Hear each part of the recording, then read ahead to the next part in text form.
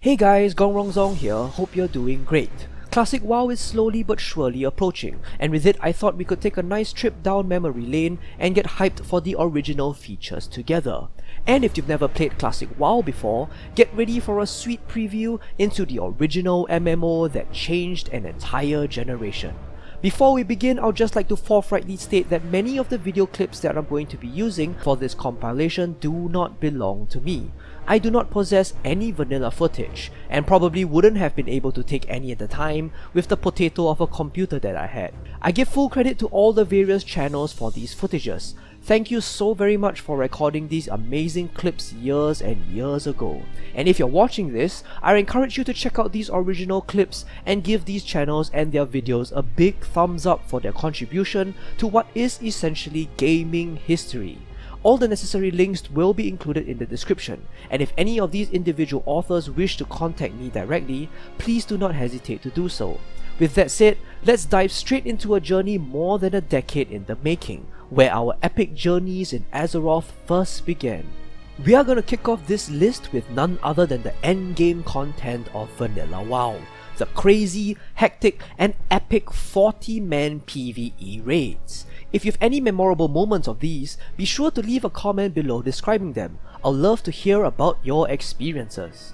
First up, of course, we have the realm of Ragnaros, Molten Core, the first ever 40-man raid to grace the halls of Azeroth. This fiery chasm had all sorts of larger-than-life figures in it, and it was the very first raiding experience for many of us old foggies. There were extremely dangerous trash packs like the one before Magmadar that required you to kill all of the core hounds simultaneously, barring which they would resurrect one another.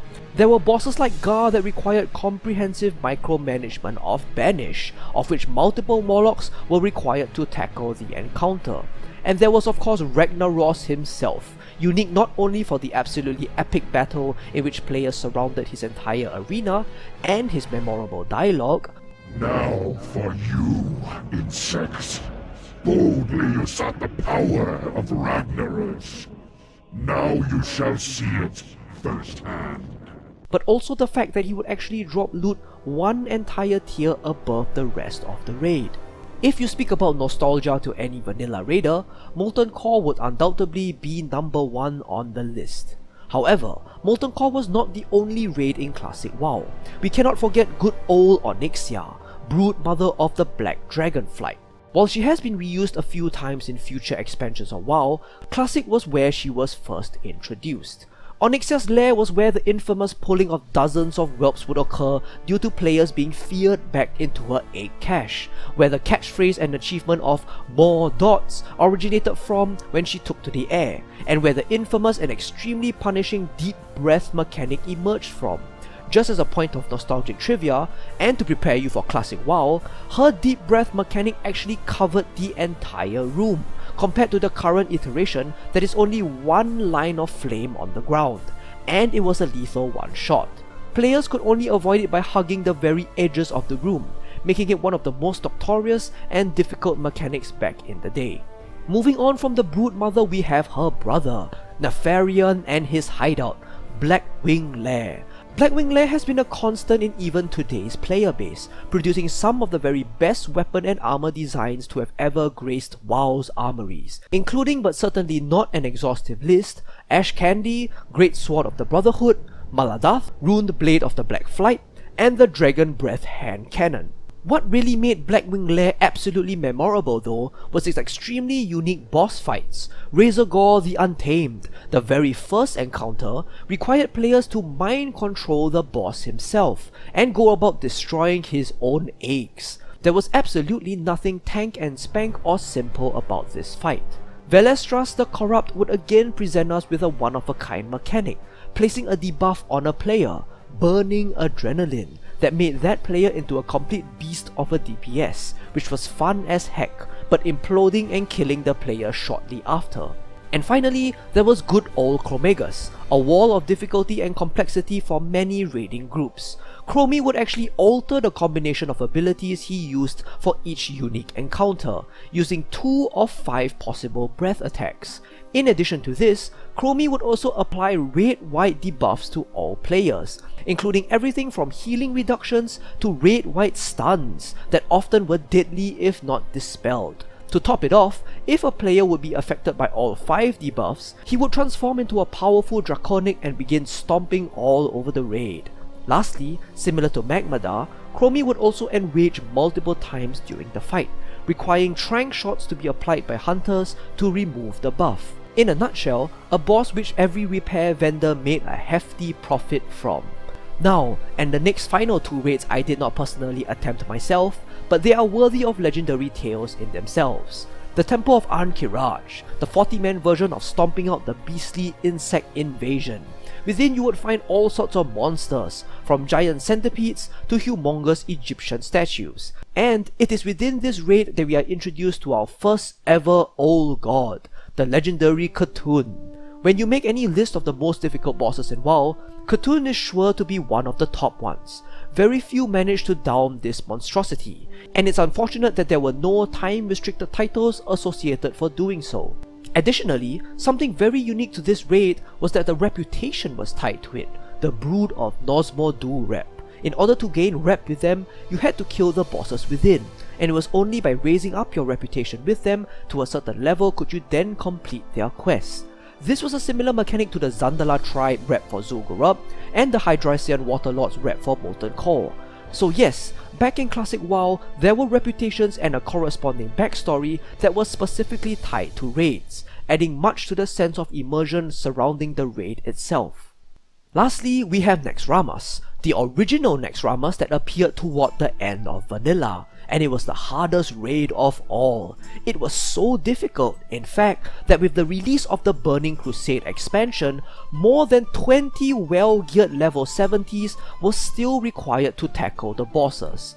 Before making its way to Northrend in the Wrath of the Lich King expansion, Naxxramas was located above the Eastern Plaguelands, and served as the base of the Lich Kel'Thuzad. It was within these toxic halls that the term Patchwork would be forever stamped in history, a single target tank and spang boss that served as the ultimate gear check for raiders.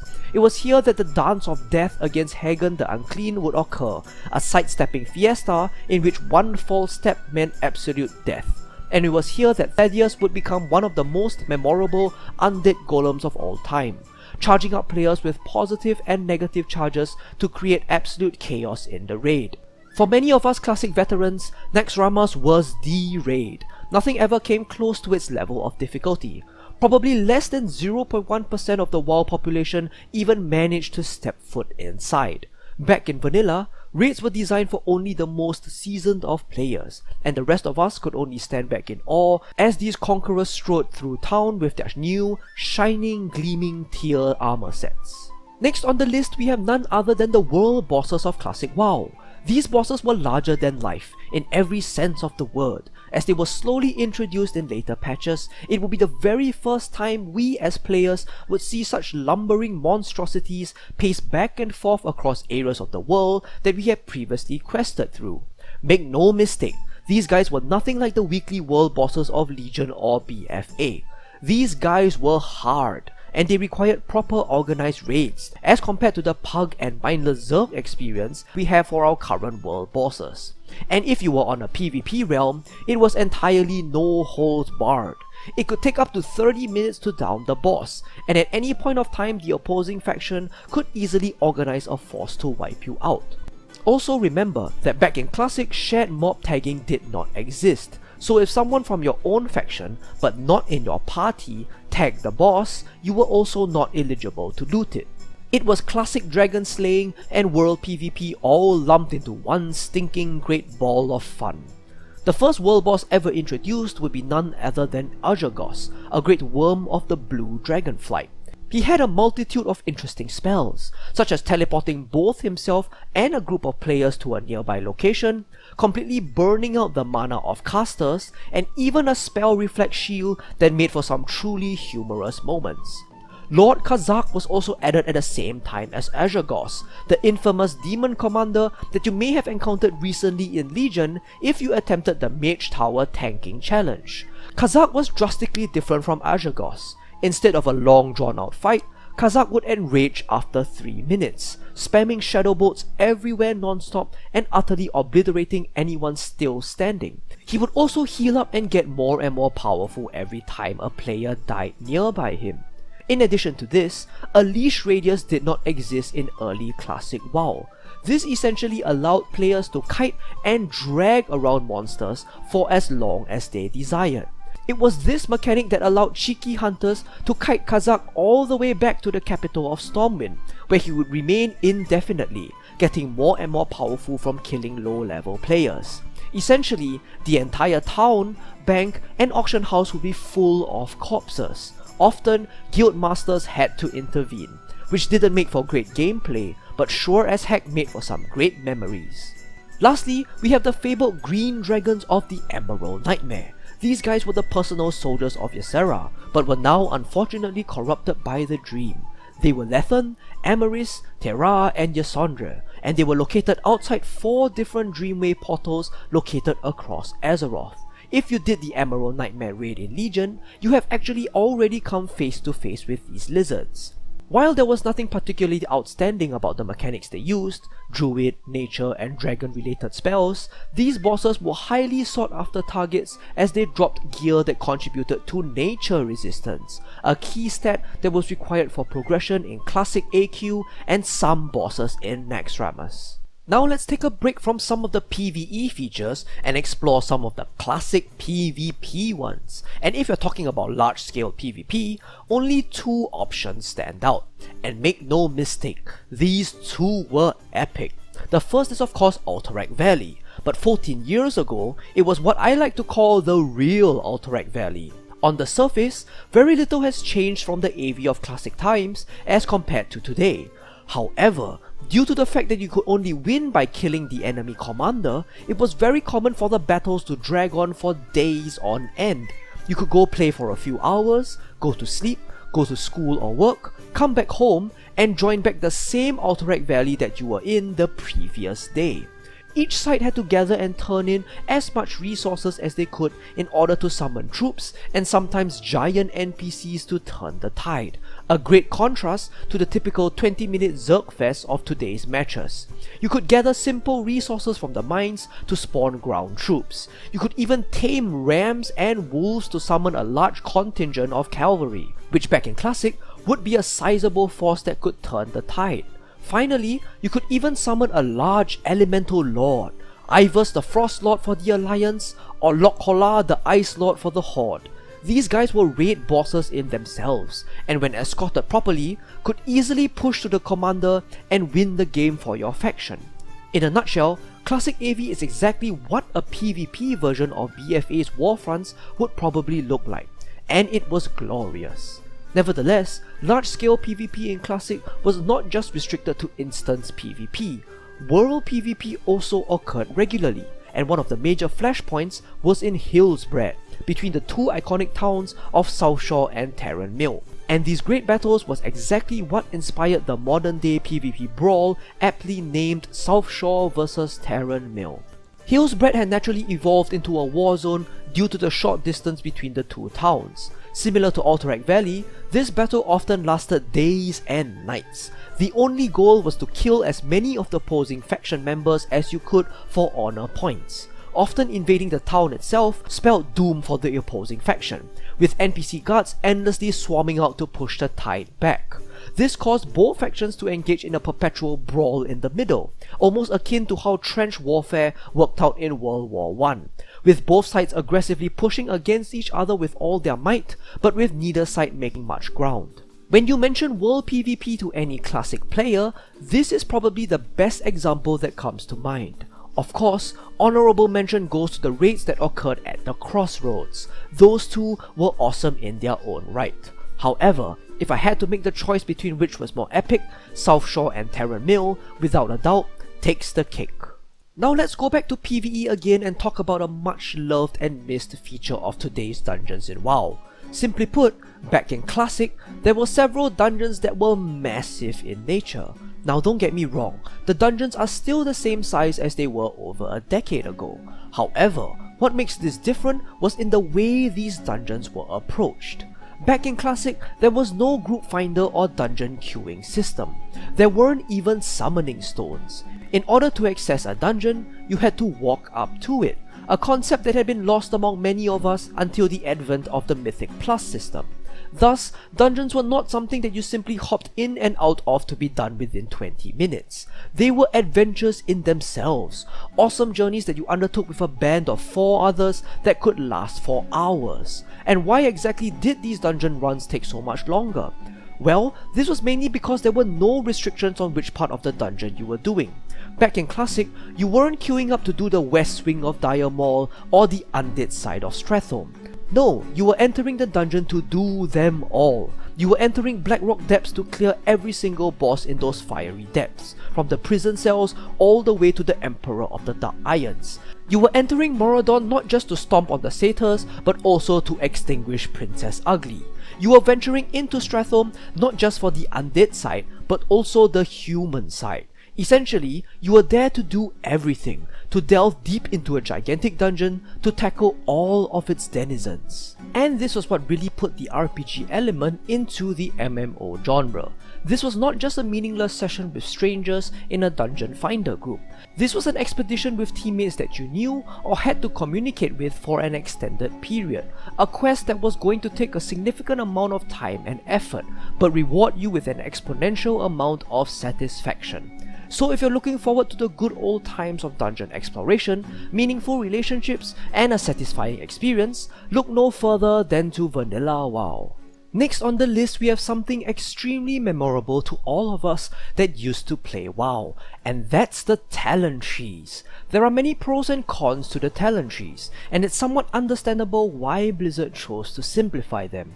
But if there's 2 huge things that they brought to the game, it was a sense of progression and personal customization. Let's look at the first one, a sense of progression. And my oh my, was that sense of progression extremely fulfilling. Back in Classic WoW, every time you gained a level, you gained a talent point. And this talent point could be placed wherever you wished, as long as you had the corresponding tier unlocked. This is a very different experience from today's way of leveling, in which you only gain a talent point every 10 levels. This constant reinforcement of increasing power made leveling feel extremely rewarding. You were most definitely more powerful if you were level 31 as compared to level 30, for example, a stark contrast to today's leveling experience. And once you hit level 40, you were able to unlock the final talent of one of the trees, often creating an immense power spike in your character. For those of you guys that played a warrior, remember how fulfilling it felt to unlock that godlike Mortal Strike ability when you hit level 40? For those of us that leveled a Protection Paladin, how awesome did it feel to unlock that Holy Shield talent? And for those of you that were Shadow Priests, how satisfying did it feel to finally be able to use Shadow Form when you hit 40? This fulfilling sense of progression encouraged us to level multiple classes, as it innately felt rewarding to do so. Of course, there were other factors at play, such as the dungeon and questing experience, but by and large, the sense of increasing power was what made us keep coming back to level new alts. Secondly, there was the option of personal customization. In a nutshell, it was up to you to build your character however you wanted. For example, you could split up your talents into 2 or even 3 of the trees. As a Pharaoh Druid, you could do a build whereby you placed 35 points into your main tree, 11 into balance, and 5 into restoration. As a BM Hunter, you could choose to put 31 points into BM and the rest into Marksman, giving you access to aim shot as a BM Hunter. Or you could even choose to skip certain talent tiers if you deem them unviable for your playstyle. For example, as a Resto Shaman, you could choose to skip all the talents of your tier 2 tree, instead opting to place 10 talent points into your first 2 tier 1 talents, and then skip straight to your tier 3 talents. The number of ways you could build your own character was simply up to your imagination. Sure, there were cookie cutter builds, but there was a much greater element of agency to be able to try out an unorthodox build should you feel that it suited your playstyle, especially for PvP situations where the end goal wasn't just target dummy DPS. Now, I may be looking back on these talent trees with rose-tinted glasses, as many of us have always done.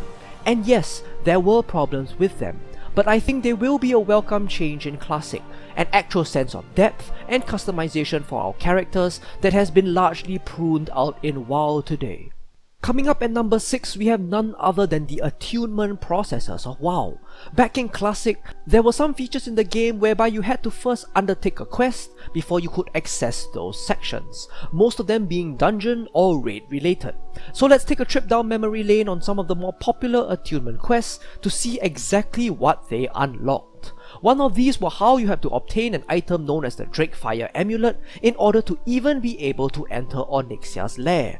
The quest differed based on your faction, but basically entailed having to enter various parts of Lower and Upper Blackrock Spire in order to kill the leaders stationed there. It was a lengthy quest chain that ended with slaying General Drakisath himself, rewarding you with a powerful rare amulet that contained a hefty amount of fire resistance.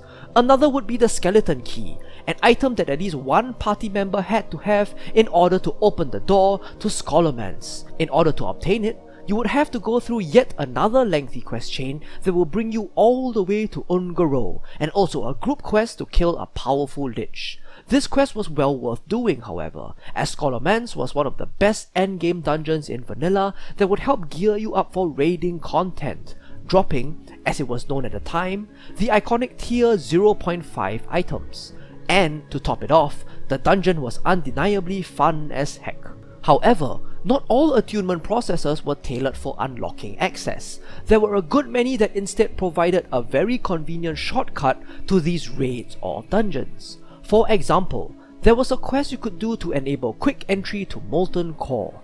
A high elf known as Lothos Riftwalker would give you a quest to head into a side passage of Blackrock Depths, a place known as the Black Forge. At this mysterious forge, you would pick up an item called the Core Fragment, and upon which handing it back to the elf, you would be able to enter Molten Core from the above ground portal. Another memorable example would be the Shadow Forge Key, an item that lets you bypass the initial areas of Blackrock Depths. This quest was extremely unique, as it could only be picked up by an NPC that was dead. So, in other words, you could only speak to him when you were dead, in ghost form. This NPC was the Dark Iron Dwarf Frenclon Forright, a dwarf with an exceptional backstory that is worth googling if you have the time. His quest for justice would require you to kill the architect that took over him, Phineas Darkvire, and to retrieve the legendary hammer Iron Fell from his corpse. To finish this section off, I just wanted to share a lesser known but extremely interesting key that could be obtained. This key was none other than the key to Searing Gorge, and could only be obtained by Alliance players. There is a tunnel that connects the lower reaches of Loch Modan to the upper corner of Searing Gorge, and this key was what would grant you access to it. Now remember, back in Classic WoW, personal flight was non-existent, and never existed until the Cataclysm expansion, so such a tunnel made it much more convenient for land travel. The quest to obtain it wasn't overly complicated, but I just thought it would be super cool to share with you guys that there was an item that could unlock a shortcut out in the open world. Again, this list is of course not exhaustive, and there were many more keys and attunement processors in Classic WoW, which I can't wait to explore all over again once the game hits. And that's a wrap! Just 6 features of Classic WoW that were incredibly awesome. Of course, there are many more aspects of Classic that made it drastically different from what we're currently experiencing in BFA. If you've watched until this part, do consider sharing this piece of nostalgia with your friends. It'll help out our small channel a lot. As always, thanks very much for watching, and I'll see you in Azeroth.